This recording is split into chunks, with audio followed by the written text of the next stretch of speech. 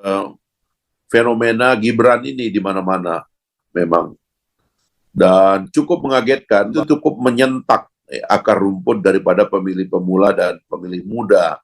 Memang di Jawa Timur sedang terjadi goncangan yang cukup kuat ya karena kehadiran Mas Gibran ini. Adanya Mas Gibran yang dianggap terafiliasi langsung dengan Pak Jokowi, di mana elektabilitas PDIP sangat dipengaruhi dan dikontribusikan oleh Pak Jokowi, mungkin goncang juga basis nomor 3 ya. Subscribe Berita Surakarta.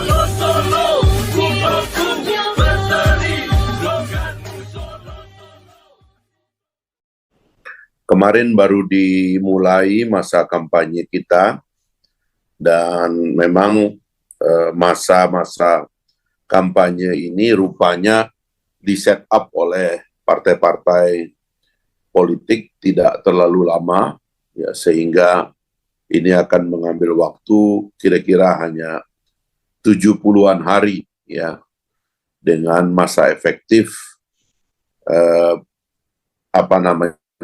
eskalasinya agak tinggi, kira-kira mungkin 20 hari terakhir, ya. Sekarang ini baru ada pendahuluan saja, dan oleh sebab itu pelarian suara, dugaan saya, naik atau turun itu juga belum akan mengalami eskalasi. Dan kalau kita melihat survei-survei juga, undecided voters-nya untuk Pilpres masih sudah cukup kecil, ya, karena sudah sangat definitif. Saya baru mendengar bahwa undecided voters untuk Pileg itu agak cukup tinggi, ya. Oleh sebab itu kita jangan lupa juga bahwa selain Pileg ini ada Pilpres. Dan kita tahu juga bahwa battleground dari Jawa Timur selama ini memang persaingan dari partai-partai lama, ya, terutama PDIP dan PKB, ya, dan sekarang tentunya masuk Gerindra sebagai kekuatan baru sekarang ini yang mendapatkan kotel efek paling besar karena calon presidennya Pak Prabowo, Ketua Umum dan Ketua Dewan Pembina secara konsisten mencalonkan diri.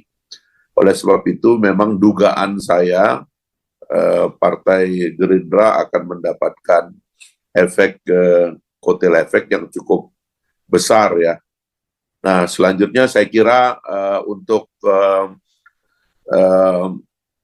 Pilpres, memang kita lagi membaca fenomena Gibran ini di mana-mana memang. Dan cukup mengagetkan bahwa inisiatif untuk mengambil Mas Gibran sebagai calon wakil itu telah menggeliatkan suara dari pemilih pemula, milenial dan zilenial, ya, secara cukup masif, sehingga afiliasi mereka kepada Mas Gibran ini sebagai politisi baru yang dianggapnya masih sangat muda, begitu ya, melupakan kontroversi-kontroversi yang terjadi di tingkat pusat, ya, akhirnya rupanya itu cukup menyentak akar rumput daripada pemilih pemula dan pemilih muda. Nah, saya kira inilah mungkin yang perlu dibedah, apakah kehadiran Mas Gibran sebagai pemilih baru dan maksudnya calon bagi yang merepresentasikan dari pemilih baru dan pemilih pemula, milenial dan zilenial itu mampu mengalahkan klaim-klaim tradisional tentang kepemilikan suara Jawa Timur yang selama ini dianggap berbasis kepada sebab-sebab misalnya afiliasi tradisional dan sebagainya dan sebagainya. Saya kira ini diantara soal-soal yang penting kita baca, ya, sehingga kita bisa memahami nanti apabila ada dinamika dan mobilisasi pada 70 hari terakhir ini, kira-kira ke arah mana perubahan suara akan terjadi. Saya sendiri menganggap dan percaya memang di Jawa Timur sedang terjadi goncangan yang cukup kuat ya karena kehadiran Mas Gibran ini juga dan juga Pak Prabowo dalam hal ini karena memiliki basis pengenalan di kalangan kiai dan santri yang cukup luas mengingat kedekatan hubungan Pak Prabowo sejak zaman Orde Baru dulu dengan basis-basis pesantren di mana kiai-kiai tua, tokoh-tokoh tua seperti Gus Dur itu adalah kawan dari Pak Prabowo gitu. Nah, terkait dengan calon yang nomor 1 dan nomor 3, saya kira mungkin PDIP secara tradisional memenangkan Jawa Timur, tetapi lagi-lagi karena adanya Mas Gibran yang dianggap terafiliasi langsung dengan Pak Jokowi, di mana elektabilitas PDIP sangat dipengaruhi dan dikontribusikan oleh Pak Jokowi, mungkin goncang juga basis nomor 3 ya. Dan nomor 1 yang terkait dengan Pak Muhaimin, saya tidak tahu ya, karena yang saya baca secara tradisional afiliasi kepada PKB cukup besar di Jawa Timur, tapi afiliasi kepada pribadi Pak Muhaimin selama ini tidak pernah terlalu besar. Ya, lancar, alhamdulillah. Ya, alhamdulillah. Ya, kita tahu di Jawa Timur ini formasinya formasi tempur kan.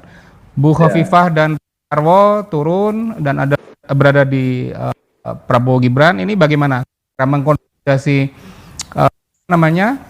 di Jawa Timur, termasuk juga melibatkan partai politik Koalisi Indonesia Maju yang banyak pengamat sebut ini besar gitu ya. Tapi menjadi tantangan berikutnya mengkonsolidasi kekuatan besar ini untuk menjadi formasi yang siap memenangkan paslon nomor 2. Kami persilakan sekitar 10 menit. Ya. Terima kasih. Sebenarnya bukan cuma 2 gubernur ya, bahkan 3 gubernur Jawa Timur berada di TKD. Ada Pak Imam Utomo juga. Oh, Imam Utomo, ya benar-benar. Ya, beliau gubernur sebelum Pak Dekarwo, Pak Dekarwo dan Bu Khofifah. Saya itu memberikan optimisme kepada kita bahwa ketokohan figur dari 3 orang itu akan bisa memberikan spirit bagi koalisi partai-partai yang tergabung dalam Koalisi Indonesia Maju di Jawa Timur. Dan sebenarnya memang Mas Hendy Kurniawan ya memang lebih kompleks dari sekedar 3 subkultur di Jawa Timur, lebih dari 3 bahkan ya, mungkin ada sampai 7, ada Pantura, kemudian ada Mataraman, ada Pendalungan, ada Tapal Kuda, ada Arek. Itu akan memberikan suatu warna yang dinamis, dan itu terbukti bahwa dari pemilu ke pemilu selalu ada kemungkinan partai-partai itu gagal mempertahankan kemenangannya. PKB pernah menang, PDIP pernah menang, Demokrat juga pernah menang. Saya itu menandakan kontestasi politik antar partai di Jawa Timur begitu dinamis. Satu hal yang menurut kami memberikan optimisme bahwa lepas dari fakta bahwa 2 paslon sebelah itu kan mewakili 2 entitas yang tidak dimiliki oleh paslon nomor 2, yaitu Jawa Timur, terus yang kedua NU, kan kira-kira kan begitu. Tapi saya kira kita punya optimisme karena yang pertama soal Jawa Timur. Nah, pilihan untuk menggandeng Mas Gibran menurut pandangan kami di Jawa Timur adalah pilihan yang sangat strategis. Kenapa? Karena memenuhi suatu kebutuhan dan tren tentang pentingnya pemimpin muda di masa depan.